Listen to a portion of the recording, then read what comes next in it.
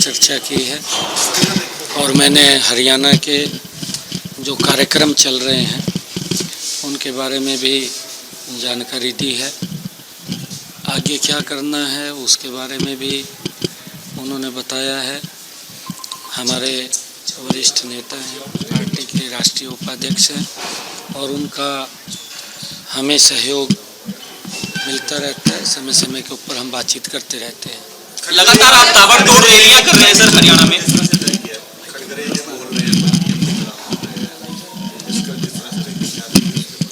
कांग्रेस बौखला चुकी है क्योंकि कांग्रेस ने जो गरीब को खाली लॉलीपॉप देने का काम किया, उनके विकास के लिए, उनके हित के लिए कांग्रेस लंबे समय शासन में रह करके काम करने में नाकाम रही है।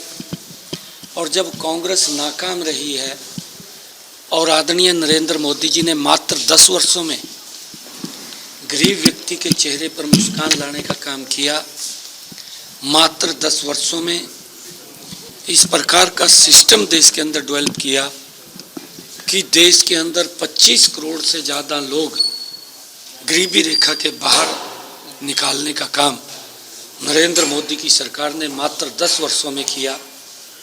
आज गरीब व्यक्ति भी नरेंद्र मोदी जी को एक प्यार भरी निगाहों से देखता है और दूसरी तरफ अगर कांग्रेस की वो बात सुने, क्योंकि वो लगातार उनका शोषण करता रहा है और लोगों को कांग्रेस ने लाइन में खड़े कर किया है।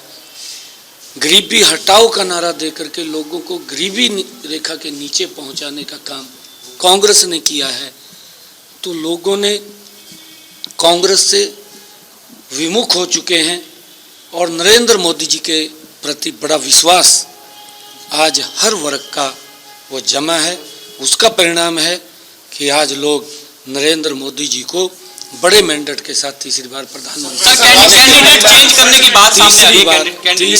प्रधानमंत्री बनाने के लिए आतुर हैं, बड़े मैंडेट के साथ। और कांग्रेस झूठे वादे करती रही, झूठे प्रलोभन करती रही, जब वो सत्ता के अंदर थी तो लोग समझ चुके हैं, उनकी क्रिया प्रणाली को समझ चुके हैं, उनके विचार को समझ चुके हैं और आज उनको लगने लगा है कि मोदी क्यों गरीब की बात कर रहा है, कि मोदी क्यों गरीब को प्रधानमंत्री आवास योजना बना करके दे रहा है। उनको लगने लगा है कि हम नहीं दे पाए, क्यों मोदी ने 11-11.5 करोड़ बहनों को इज्जत घर देने का काम किया है। उनको लगने लगा है क्यों गरीब व्यक्ति का जनधन खाता खोल करके उसको भी बैंक में जाने का अधिकार दिया है। कांग्रेस को आज पीड़ा इस बात की है क्यों गरीब व्यक्ति का आयुष्मान कार्ड इन्होंने बना करके 5 लाख रुपए का अधिकार दिया है। कांग्रेस को ये लगने लगा है क्यों गरीब व्यक्ति को उन्होंने बीमा पॉलिसी दे करके उसको सुरक्षित करने का काम किया है। ये सारी बातें कांग्रेस को पच नहीं रही। क्यों गरीब की नरेंद्र मोदी चिंता कर रहे हैं। वो तो एक वोट बैंक के रूप में कांग्रेस इस्तेमाल करती थी। उसका परिणाम है कांग्रेस बौखला चुकी है और कांग्रेस के बड़े नेता अनाप शनाप बयानबाजी नरेंद्र मोदी जी के प्रति करते हैं, परंतु पूरा देश नरेंद्र मोदी जी के साथ खड़ा है और कांग्रेस बौखला चुकी है। कांग्रेस को इलाज की कैंडिडेट चेंज करने की बात सामने आ रही है कि कैंडिडेट चेंज किए जाएंगे, विपक्ष कह रहा है ऐसा। विपक्ष मैंने कहा है कि बौखला चुका है। वो पता नहीं वो अपने कैंडिडेट तो उतार नहीं पाया, वो दूसरे के इस प्रकार के भ्रामक प्रचार करके और झूठ बोल करके वो लोगों का ध्यान डाइवर्ट करना चाहता है। इतने लंबे समय राष्ट्रीय महिला आयोग द्वारा रणदीप सुरजेवाला को नोटिस भेजा गया है, क्या कहेंगे? उनकी मुसीबतें लगातार बढ़ती जा रही हैं। देखिए, क्योंकि कांग्रेस ने कभी भी महिलाओं का सम्मान नहीं किया, क्योंकि इनका चरित्र वो देश के सामने है, महिलाओं के सामने है। अगर मैं आदरणीय नरेंद्र मोदी जी की सरकार की तरफ ध्यान करूं आदरणीय नरेंद्र मोदी जी ने सबसे पहले बेटी बचाओ बेटी पढ़ाओ का नारा दिया और उनके प्रयासों से डबल इंजन की सरकार ने लाखों बेटियों को जीवन दान मिला है, उनके लिए योजनाएं बनी है, माँ बाप के ऊपर भार ना हो उसके लिए काम किया है। हमारी जो सेल्फ हेल्प ग्रुप की बहनें हैं 3 करोड़ से ज्यादा लखपति दीदी बनाने का काम नरेंद्र मोदी ने इन 10 वर्षों में किया है। नरेंद्र मोदी जी ने चाहे हमारा कमीशन है, कमीशन के अंदर भी पहली बार हमारी बेटियां हमारी सुरक्षा के लिए एलओसी बॉर्डर के ऊपर खड़ी हैं। चाहे मुस्लिम समाज की हमारी बहनें हैं, ट्रिपल तलाक से निजात दिलाने का काम भी नरेंद्र मोदी की सरकार ने उनको सम्मान देने का काम किया है। मैंने कहा है कि आदरणीय प्रधानमंत्री जी ने योजना बनाई है उन माताओं बहनों के लिए जिसके घर के अंदर 55 सालों में कांग्रेस गैस का सिलेंडर नहीं पहुंचा सकी, और अगर गैस का आम व्यक्ति को भी गैस का सिलेंडर लेना पड़ता था तो कांग्रेस के समय के अंदर 3-3 दिन लंबी लाइन में खड़ा रहना पड़ता था, तब जाकर के गैस का सिलेंडर उपलब्ध होता था। नरेंद्र मोदी जी ने उन माताओं बहनों को गैस का कनेक्शन सिलेंडर दिया और उनका सम्मान की, उनकी आंखें धुएं में खराब ना हो उसकी चिंता अगर कोई किसी ने की तो नरेंद्र मोदी ने की।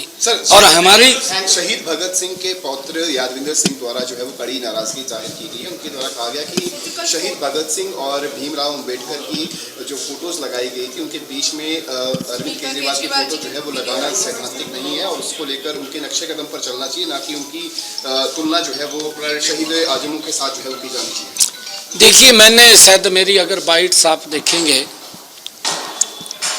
मैंने पहले भी दिया है, आप उस बाइट को निकालना अगर मैंने आपके पास होगी जरूर। मैंने ये बोला था कि इस व्यक्ति ने मंचों के ऊपर खड़े होकर के केजरीवाल ने ये बात कही, मैं ईमानदार हूं, मेरी पार्टी कट्टर ईमानदार है, और जिस व्यक्ति ने अपना सर्वस्व न्यौछावर करके इस भारत भूमि की गुलामी की जंजीरों को काटने का काम किया, ऐसा व्यक्तित्व शहीद भगत सिंह, शहीद आजम भगत सिंह जी वो ऐसा पवित्र व्यक्ति है कि जिसने अपने लिए नहीं, अपने परिवार के लिए भी नहीं, जिसने कि हमारी आने वाली पीढ़ियां सुरक्षित रहें उसके लिए अपनी कुर्बानी दी है।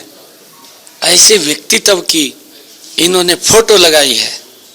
मैंने पीछे भी ये बात कही थी कि अगर आप कट्टर ईमानदारी की बात करते हैं, आप कट्टर ईमानदार की बात करते हैं तो फोटो अच्छी लगती है।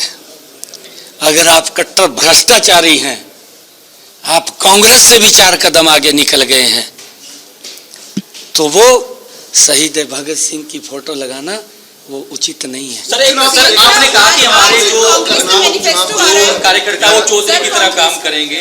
आपने कल अम्बाला से कहा, अधिकारियों को चेतावनी भी दी कि कार्यकर्ताओं के काम जो है वो होने चाहिए और चौधरी की तरह जो है 4 तारीख के बाद हमारे कार्यकर्ता काम करेंगे। नहीं, बिल्कुल करेंगे ना, बिल्कुल करेंगे, कार्यकर्ता करेंगे, क्यों नहीं।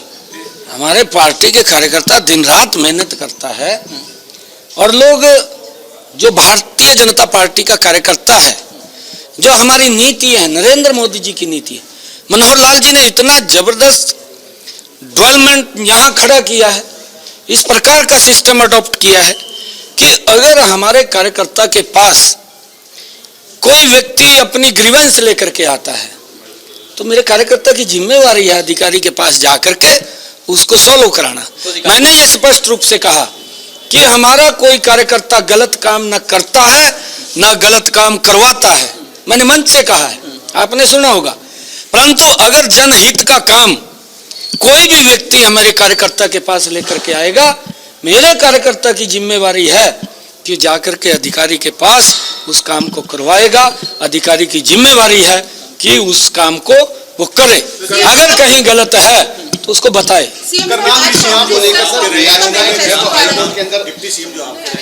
बयान दिया था कि पिछले दिनों कि मेरे पास बहुत कुछ है बताने के लिए, तो आपके साथ आप उनसे पूछिए, आप उनसे पूछिए। मैनिफेस्टो आ जाने वाला, क्या उम्मीद है?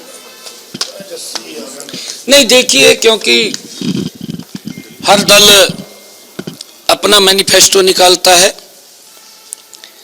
परंतु मुझे इस बात का खेद भी मैं कहूंगा कि जो दल 55 साल तक देश के ऊपर सत्ता में रहा, सत्ता में रहने के बावजूद अगर वो बोर्ड लगा करके, होर्डिंग लगा करके ये बात बोलता है कि आप हमें वोट दें, हम गारंटी देते हैं ये काम करेंगे, हम गारंटी देते हैं हम वो काम करेंगे, होर्डिंग लगा करके, आपने देखा होगा कांग्रेस ने होर्डिंग लगाए हैं।